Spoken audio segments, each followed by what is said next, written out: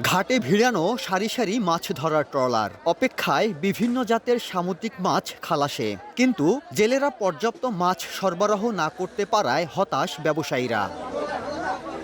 জেলেরা জানান 15 থেকে 16 দিন ধরে সমুদ্রে থেকেও মিলছে না কাঙ্ক্ষিত মাছ। স্বল্প পরিমাণে পাওয়া যাচ্ছে লইট্টা, ইলিশ, রূপচাঁদা, কোরাল সহ নানা জাতের সামুদ্রিক মাছ। এতে লোকসানে দিন কাটছে তাদের। সাগরে এখন মাছ পোনা ভাই বেশি পড়ে না, অল্প কিছু মাছ পোনা ভাই। আজকে আইসি 15 দিন পর ভাই, কোনো মাছ পোনাই নাই এখন। কোম্পানির থেকে আমাকে ঠুয়াটা দেয়, সেই ঠুয়াটা হলো আমরা বাচ্চা কাছে লোক বাজার ঘাট দিয়ে চলিয়ে যাই, ইয়াত 10 দিন 15 দিন আমরা থাই, ইয়াত আমাকে পোষায় না। বর্তমানে যে ট্রলিংয়ে যে ঝামেলা দেয়, আমরা তো জালি বেঁধে ফিরতেছি না।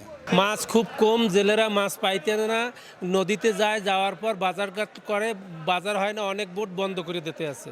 মাছের পরিমাণ কম হওয়ার আর একটা কারণ হচ্ছে এবারে মাছের সাইজ ছোট হওয়ার কারণে ওজন কমে যাচ্ছে।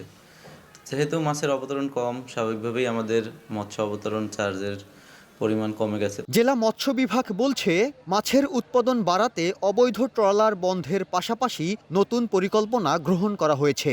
পাথরঘাটা যে গত বছর যে মাছ লেনদেন হতে সেই তুলনায় নাকি তুলনামূলকভাবে অনেক কম, এবং আমাদের মন্ত্রণালয় এবং আমরা এই বিষয়ে কি কি উদ্যোগ গ্রহণ করে যায়, নিশ্চয়ই আমরা সেভাবে কাজ করব যাতে সমুদ্রে মাছের উৎপাদন বৃদ্ধি পায়।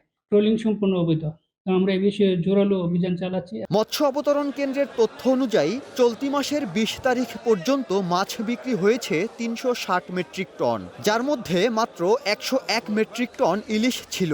আর রাজস্ব আদায় হয়েছে 12,60,000 টাকা।